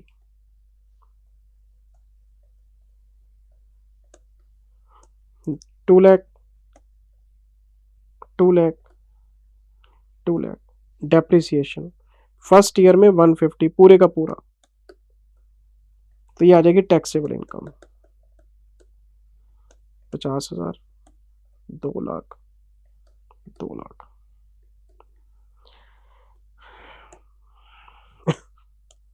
अब हम पहले साल पे फोकस करेंगे।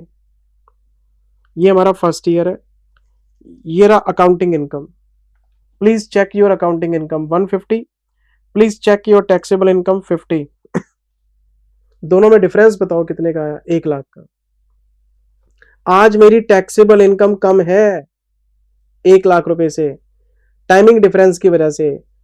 टाइमिंग डिफरेंस वो जो फ्यूचर में रिवर्स होंगे, जब फ्यूचर में रिवर्स होंगे तो टैक्सेबल इनकम फ्यूचर में बढ़ेगी, डिटेल बनेगा इसके ऊपर। आज आपने डिडक्शन फालतू खा ली, आज आपका टैक्स कम हो गया, फ्यूचर में बढ़ेगा डीटीएल। तो अगर हम मुझसे पूछें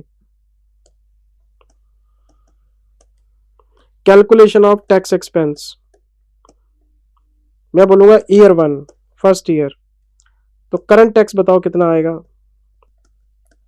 तो 50,000 की मेरी टैक्सेबल इनकम है, इसका 40% 20,000 रुपए।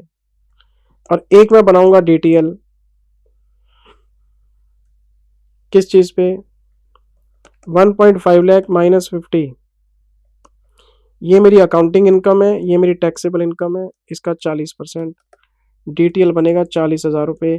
तो टैक्स एक्सपेंस आ जाएगा 60,000 रुपये। और मैंने क्लास में बार बार एक ही बात बोली थी कि अगर सारे के सारे डिफरेंसेस टाइमिंग डिफरेंस है तो आपका टैक्स अकाउंटिंग इनकम पे मैच होगा। अकाउंटिंग इनकम है 1.5 लाख, इस पे करूंगा 40%, तो 60,000 पे मैच हो गया आपका। टैक्स हमेशा आपका अकाउंटिंग इनकम पे मैच होगा।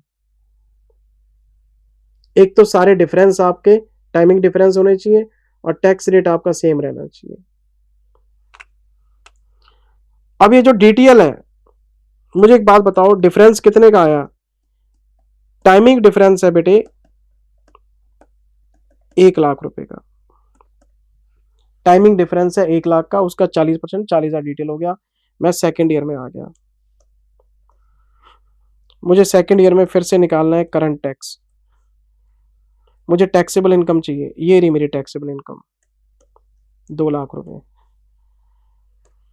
2 लाख रुपए की मेरी टैक्सेबल इनकम है।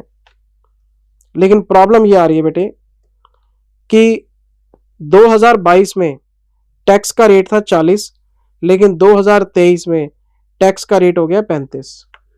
टैक्स रेट चेंज हो गया आपका, और बैलेंस शीट डेट को जो टैक्स रेट होगा उसी पे चलना होता है आपने।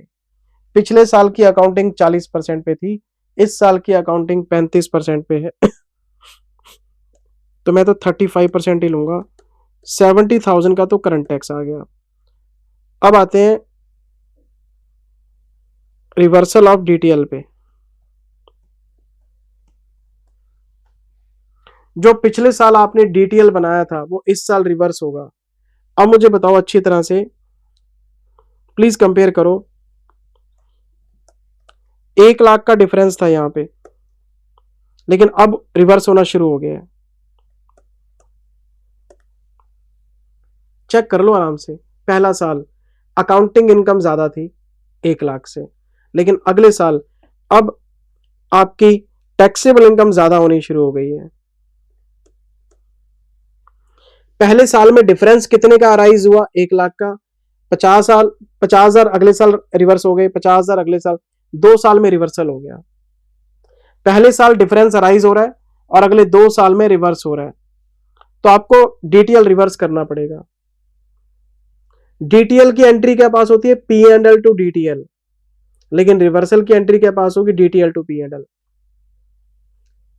जब हम डीटीएल क्रिएट करते हैं तो पी एंड एल पे बर्डन पड़ती है, लेकिन जब डीटीएल रिवर्स करते हैं तो पी एंड एल क्रेडिट हो जाता है। मुद्दा यह है कि कितना रिवर्स करें, टैक्स रेट चेंज हो रहा है आपका। तो इसमें पॉइंट क्या है? आप मुझे बस इतना बता दो, डिफरेंस कितना था? 1 लाख। कितना रिवर्स हो गया? 50,000 कैरी फॉरवर्ड करना है। मैं एक बार फिर बोल रहा हूं, कितने का डिफरेंस है? 1 लाख का। रिवर्स कितना हो गया? 50। कैरी फॉरवर्ड कितना करना है? मैं सेकेंड ईयर में खड़ा हूं, बताओ कितना टाइमिंग डिफरेंस आगे जा रहा है? 50,000 आज के रेट से आगे जाएगा। अच्छा, मैं समझ गया सर आपकी बात, क्या कहना चाहते हो। मेरे पास डीटीएल है 40,000 का, और कैरिड फॉरवर्ड बताओ 50,000 into 35% to be carried forward in next year at current rate. आपने रिवर्सल नहीं निकालना, आपने बस ये देखना है टाइमिंग डिफरेंस कितना था और आगे कितना जा रहा है। जितना आगे जाएगा वो आज के रेट पे जाएगा। 1 लाख का डिफरेंस था, 50,000 ही आगे जा रहा है, तो 50,000 जो जा रहा है वो आज के रेट पे कैरी कर लो। तो ये कितना बनता है? 17,500। अच्छा, तो फिर 22,500 रिवर्स हो जाएगा।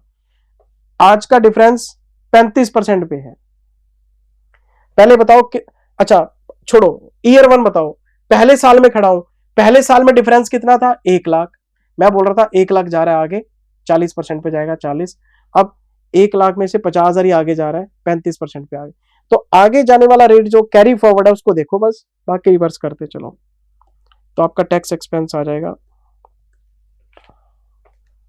70,000 माइनस 22,500, 47,500। और जो थर्ड ईयर है इसमें है आपका करंट टैक्स 2 लाख रुपए की इनकम है। रेट कितना हो गया? अब रेट है 38% का, कोई बात नहीं, ये हो गया 76,000 रुपीज़ का। और रिवर्सल ऑफ डीटीएल, आपको टेंशन नहीं, आगे कुछ जाना नहीं। 1 लाख का डिफरेंस था, 50-50 करके रिवर्स हो गया। क्या आगे कुछ जाना है? नहीं, जीरो। तो बस जितना है सारा रिवर्स कर दो, कैलकुलेशन करने की जरूरत नहीं है। 17,500 आपने कैरी किया था ना, ठीक है। तो टैक्स एक्सपेंस बताओ कितना आ गया? 58,500। ये देखो ये आंसर। टैक्स रेट चेंज हो रहा था, कोई बात नहीं, हम डरते थोड़ा ना। क्वेश्चन नंबर कौन सा था ये तो 15वां हो गया, ये हमारा 16वां क्वेश्चन है। देखो आप, ये रहा टैक्स एक्सपेंस, पूरी वर्किंग है हमारे पास।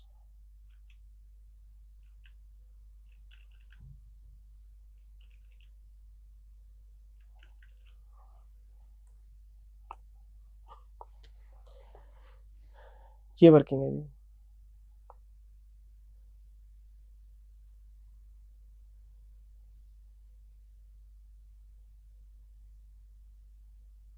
अच्छा, बच्चे पूछ रहे हैं सर ये जो ऊपर आंसर है ये क्या चीज है? ये जो ऊपर आंसर है ये मेरा कराया हुआ है आपको, ये मेरा करवाया हुआ है, मैं दिखाता हूँ कैसे। ये जो क्वेश्चन नंबर 1 है, फर्स्ट पार्ट तो ये है क्वेश्चन का। क्वेश्चन नंबर 1 मैंने क्लास में कराया था और आंसर का भी फर्स्ट पार्ट यही है। एक ही टैक्स रेट है 40% का, 40% पे क्वेश्चन सॉल्व कर दिया। फिर इन्होंने एक एक्स्ट्रा पार्ट डाला, इन्होंने सेकंड क्वेश्चन को भी मर्ज कर दिया इसी में कि अगर टैक्स रेट चेंज होगा तो आप क्या करोगे। तो क्वेश्चन के दो हिस्से हैं, ये तो डिट्टो है, आपकी कॉपी खोलो उसमें किया हुआ है। मुझे लग रहा था टैक्स रेट चेंज होने वाला क्वेश्चन आजकल आता नहीं, लेकिन उन्होंने आरटीपी में डाल दिया, चलो बढ़िया, वो भी डिस्कस हो गया। ये मैंने आपको शायद क्लास बुक में बोल दिया था, छोड़ो ना यार, टैक्स रेट कहाँ चेंज होते हैं, ऐसे इतनी लंबी वर्किंग आएगी नहीं इंटर लेवल पे, पर इन्होंने आरटीपी पे डालकर डिस्कस करवा लिया। मैं तो खुश हूँ इस बात पे कि करवा लिया तो करवा लिया, कोई दिक्कत नहीं। तो ये दो क्वेश्चन इकट्ठे कर दिए इन्होंने। तो क्वेश्चन का पहला हिस्सा क्वेश्चन नंबर 1 है, सिंपल क्वेश्चन है, 40% से बनाना है। 40,000 का डीटीएल था, 20-20 आपको रिवर्स करना है। जब टैक्स रेट चेंज नहीं होता तो कोई दिक्कत नहीं है, आधा आधा करके आप रिवर्स कर दो। दिक्कत टैक्स रेट चेंज होने में है, वो नया पार्ट था आपके लिए। चलो बहुत बढ़िया हुआ जी, मैं तो खुश हूँ, जितना ज्यादा पढ़वाएंगे मैं तो खुश हूँ उस बात पे। चलो जी आगे चलते हैं। ये हो गया क्वेश्चन नंबर 17, AS23। ये मेरा क्लास में एग्जाम्पल कराया हुआ है सर, ये रहा मैं लेके आया हूँ, ये रहा। आप जब AS23 का सेकंड वीडियो देखेंगे तो उसमें एडजस्टमेंट नंबर 4 मिलेगी। If shares are acquired on different dates, अगर आप किसी एसोसिएट के शेयर मल्टीपल एक्विजिशन में लेते हो, 12% ले लिए, फिर 18% ले लिए, 2 बार शेयर खरीदे हैं, तो आपको रिजर्व्स की पोजीशन 2 बार बताएगा।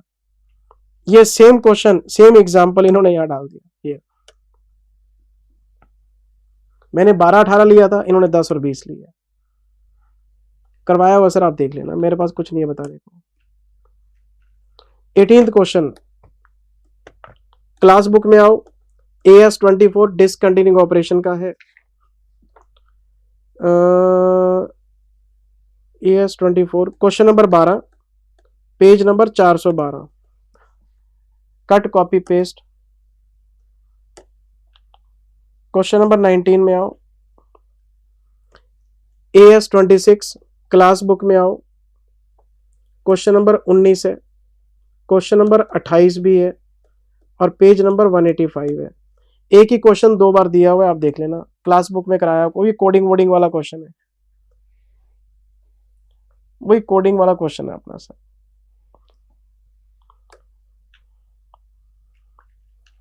मैं आ गया sir AS29, last question RTP का।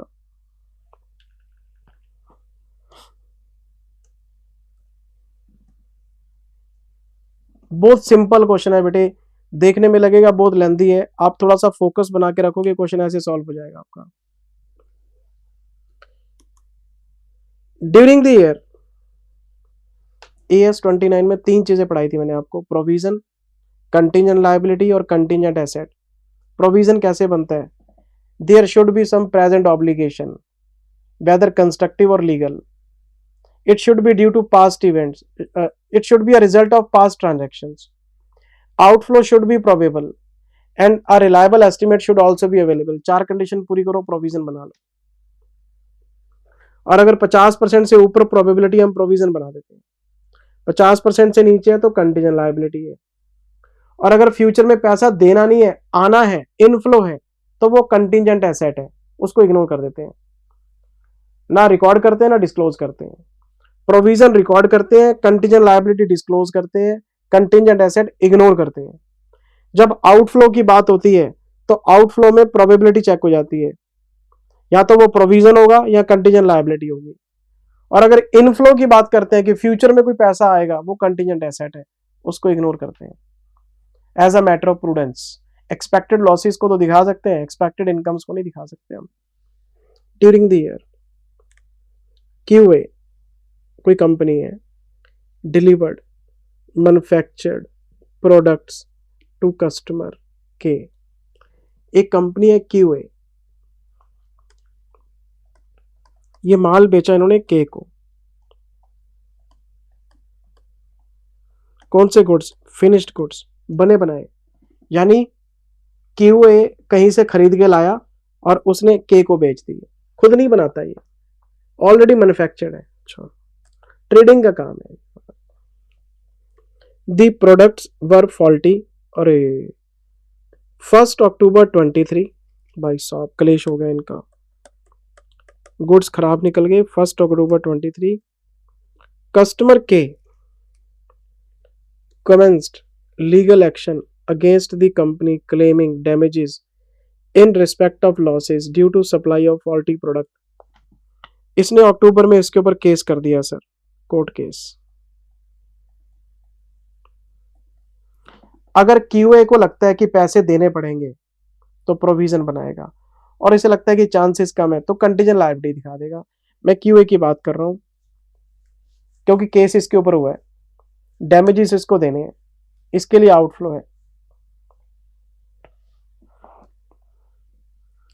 आगे क्वेश्चन कहता है जी, upon investigating the matter QA limited discovered that the products were faulty due to defective raw material procured from supplier F. इसके पास माल आया था एफ से, इसने एफ को धर लिया, कोर्ट केस। एक कस्टमर है के, उसने क्यूए के ऊपर केस कर दिया, क्यूए ने अपने सप्लायर के ऊपर केस कर दिया, ये सप्लायर है, कहता तूने माल खराब भेजा था, तेरा माल खराब आया तो आगे खराब गया, उसने वो डैमेज मांग रहा है, मैं तेरे से डैमेज मांगूंगा। तो अगर आप इसके एंगल से देखें तो ये वाला जो केस है ये कंटीजेंट एसेट का केस है, और ये वाला केस देखें तो प्रोविजन या कंटीजेंट लायबिलिटी वाला केस है। सीधी सीधी बात करते हैं, क्यूए के को पेमेंट करेगा तो उसके लिए तो प्रोवाइड करना पड़ेगा, लेकिन एफ से रिकवर करेगा। रिकवर करना कंटीजेंट एसेट है क्योंकि इनफ्लो की बात हो रही है, as a matter of prudence, कहीं नहीं दिखाएंगे। तो ये पूछेगा कि 31 मार्च को बताओ जी क्या करें, 31 मार्च को बताओ क्या करें, देखते हैं आगे चलते हैं। देयरफॉर ऑन 1 दिसंबर 23, ये 1 दिसंबर को इनका क्लेश हुआ है,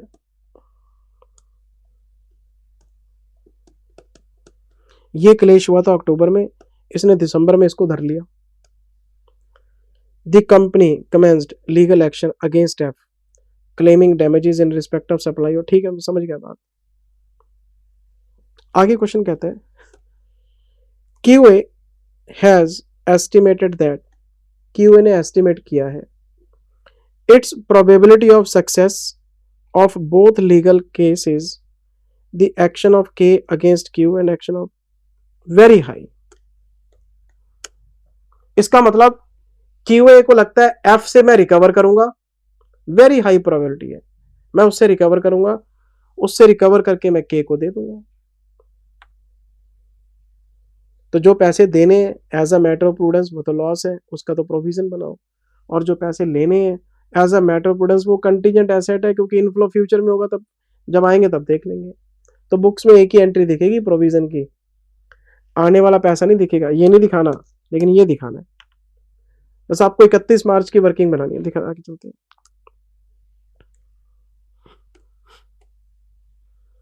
ऑन 1 अक्टूबर 23,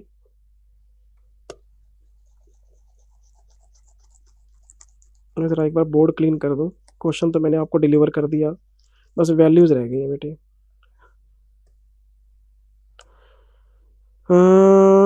एक है के, एक है एफ, ये है अक्टूबर, ये है दिसंबर। बताओ जी, QA has estimated that damages it would have to pay to K 5 crore. इसको लगता है 5 करोड़ देने पड़ेंगे, ठीक है। This estimate was revise to 5.2, इसने फिर इसको रिवाइज किया, 5 करोड़ 20 लाख कर दिया। कब? 31 मार्च को। तो मार्च वाली वर्किंग तो ठीक है। फिर इसको लगता है नहीं 5.25 हो गया जी 15 मई को, नहीं ये नहीं देखना, नहीं नहीं नहीं 15 मई वाला रेट क्यों देखेंगे हम, ये 31 मार्च वाला रेट देख लेंगे, बस 5.2 आंसर आ गया। ये 1 अक्टूबर को है, ये 31 मार्च को है, ये 15 मई को है। मुझे तो बैलेंस शीट वाला चाहिए, बस मैं इसका प्रोविजन बना दूंगा। This case was eventually settled on 1 जून, अगले साल 1 जून को ये सेटल हो गया। When the company paid damages of 5.32K, actual payment 5.3K, ये डेट गलत लिखी हुई है, 2024 हो गई यहाँ पे। अगले साल 5.3, तो एक्चुअल पेमेंट, मैं 31 मार्च को खड़ा हूं यार, क्वेश्चन की रिक्वायरमेंट तो देखो। क्वेश्चन कह रहा है बताना जरा 31 मार्च को आप कितना प्रोविजन बनाएंगे। मैं बोलूंगा 5.2। आप मई में क्या सोचते हैं, जून में क्या सोचते हैं, मेरे को क्या लेना, मेरे को मार्च की अकाउंटिंग मार्च के हिसाब से करने दो यार। तो जून में एक्चुअल पेमेंट जाएगी, जून में रिकॉर्ड हो जाएगी। मैं तो मार्च में खड़ा हूं, क्वेश्चन कह रहा बताना 31 मार्च को क्या करोगे आप, तो मैं तो 5.2 का प्रोविजन बना दूंगा। अच्छा जी, दिसंबर में इनको लगता है कि इनको मिलेंगे 3.5 करोड़ एफ से, ठीक है, लेकिन जब बैलेंस शीट आई इनको लगता है नहीं 360 आ जाएंगे, और 15 मई को लगता है जी 370 आ जाएंगे। अच्छा, और फिर ये केस सेटल हो गया 1 जून को 3,75,00,000 में।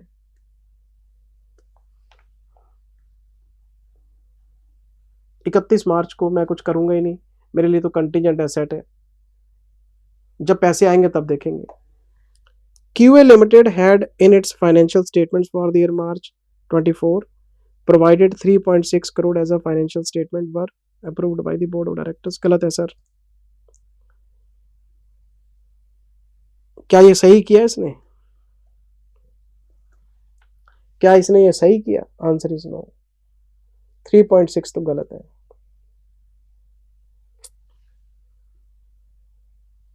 कैसे दिखाता हूं, ठहरो, मेरी बात ध्यान से सुनना। मैं बात कर रहा हूं प्रोविजन की, पहले 5, फिर 5.2, फिर 5.25 और फिर 5.3। मैं बात कर रहा हूं कंटिजेंट एसेट की, पहला था इनके पास 3.5, फिर 3.6, फिर इनका हो गया 3.7 और फिर हो गया 3.75, अलग अलग डेट्स को। पर मेरे को ये चाहिए बस, ये बैलेंस शीट डेट। मुझे बताओ अप्रूवल डेट क्या है? अप्रूवल डेट है 26 अप्रैल। तो 26 अप्रैल को जब आपके फाइनेंशियल स्टेटमेंट अप्रूव हो गए, तो 26 अप्रैल के आगे की वर्किंग तो एडजस्ट हो ही नहीं सकती। मई, जून क्यों आएंगे? अप्रैल के बाद अप्रूवल होने के बाद तो एडजस्टमेंट का कॉलम ही क्लोज हो जाता है। तो ये मई और जून तो अगले साल की ट्रांजेक्शन अगले साल में देखेंगे। आप बैलेंस शीट डेट पे फोकस करो, इसका प्रोविजन बनेगा, इसको इग्नोर करेंगे। पर इन्होंने क्या किया, इन नालायकों ने 3.6 को प्रोवाइड कर दिया बुक्स में। गलत किया ना, कंटिजेंट एसेट्स को बुक्स में थोड़ा ना प्रोवाइड करते हैं as a matter of prudence. गलत किया भाई, सिर्फ 5.2 आएगा, ये इग्नोर हो जाएंगे सब। क्या कहता है question, whether the company is required to make provision for the claim for customer के एज पर एप्लीकेबल। कहते हैं क्या प्रोविजन बनाने की जरूरत है के लिए? Yes, yes, there is a present obligation due to past events. Outflow is probable, very high, or reliable estimate is also available 5.2.